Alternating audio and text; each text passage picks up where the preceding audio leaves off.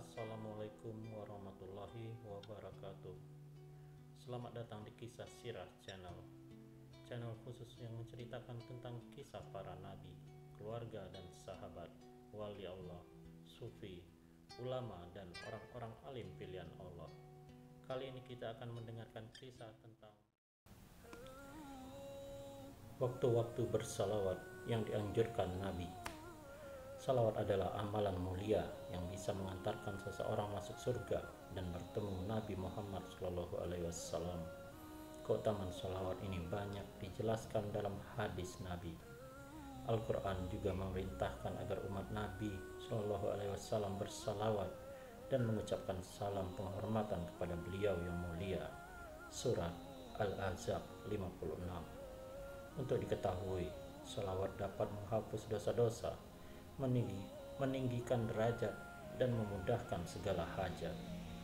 Berikut adalah waktu-waktu yang dianjurkan yang terbaik untuk bersalawat.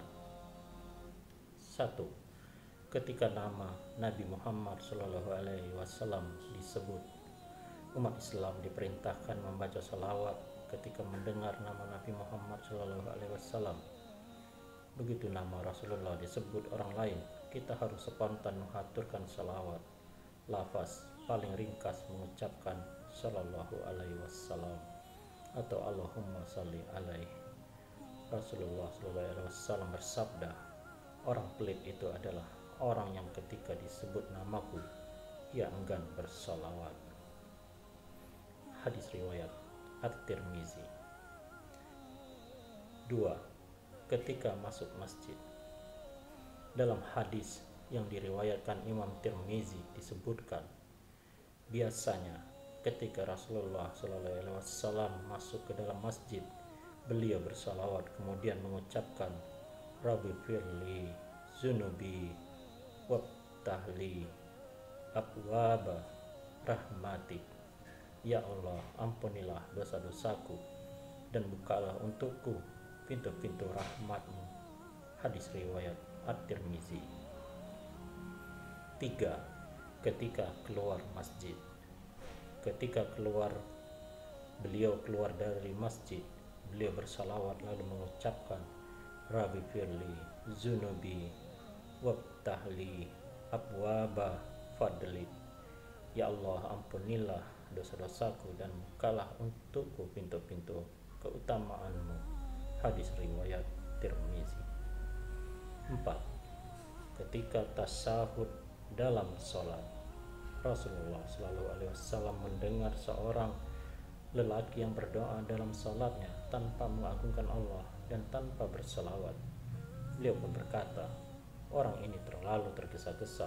Rasulullah lalu memanggil lelaki tersebut lalu menasihatinya, jika salah seorang di antara kalian berdoa, mulailah dengan mengagungkan Allah, lalu memuji Allah, kemudian bersalawatlah. Barulah setelah itu berdoa apa yang ia inginkan. Hadis riwayat Abu Dawud. 5. Ketika salat jenazah. Dari Imam Az-Zuhri, ia berkata, Abu Umamah bin Sal telah memberitahukan bahwasanya seseorang dari sahabat Nabi SAW telah memberitahukannya, sesungguhnya sunnah di dalam salat jenazah itu hendaklah imam bertakbir, kemudian membaca Al-Fatihah dengan sir setelah takbir pertama, lalu membaca salawat atas Nabi dan mengikhlaskan doa untuk jenazah pada takbir-takbir yang 3 dan tidak membaca surat apapun pada ketiga takbir itu, kemudian mengucapkan salam secara sir. Hadis riwayat Baihaqi. 6. Ketika selesai azan.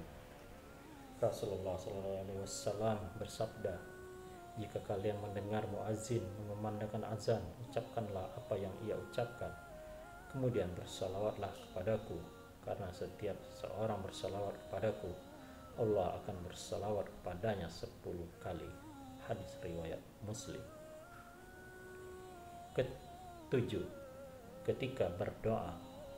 Jika salah seorang dari kalian berdoa, hendaklah ia memulainya dengan mengucapkan hamdalah, serta puja dan puji kepada Allah, lalu bersalawat kepada Nabi. Barulah setelah itu ia berdoa meminta apa yang ia inginkan. Hadis riwayat Abu Dawud, At-Tirmizi, dan An-Nasa'i. Dalam hadis lain disebutkan, semua doa terhalang hingga diucapkan salawat kepada Nabi Shallallahu Alaihi Wasallam. Hadis riwayat Ad-Dailami, At-Tabrani, dan Al-Baihaqi.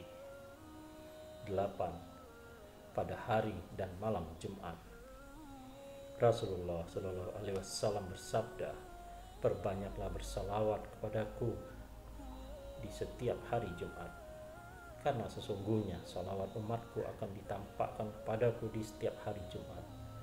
Maka siapa orang yang paling banyak bersalawat kepadaku, kelak dialah yang paling dekat tempatnya denganku pada hari kiamat. Hadis riwayat Al-Baihaqi. Dalam hadis lain disebutkan, hari Jumat adalah hari yang paling utama. Karena itu perbanyaklah salawat kepadaku pada hari itu, karena sesungguhnya salawat kalian itu sampai kepadaku.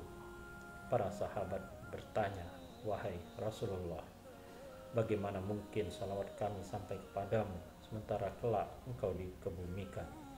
Beliau bersabda, sesungguhnya Allah Ta'ala telah mengharamkan bumi untuk menghancurkan jasad para nabi. Hadis riwayat Abu Dawud. 9. Ketika mengadakan majelis ilmu atau pengajian.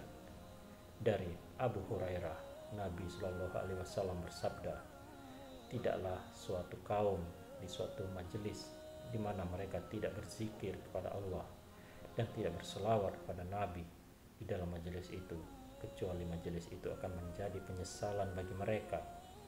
Bila Allah mau, maka akan menyiksa mereka, dan bila Allah mau, maka akan mengampuni mereka. Hadis riwayat Tirmizi. 10.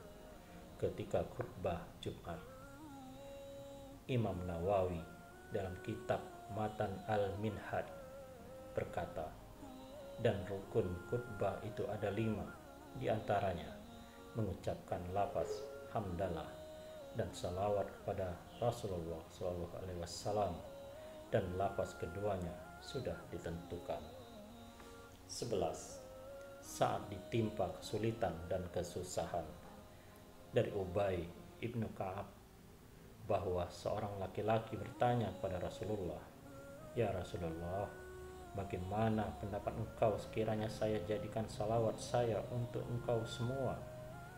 Rasulullah menjawab, kalau demikian Allah akan memelihara engkau dari segala yang membimbangkan engkau, baik mengenai dunia maupun mengenai akhirat engkau.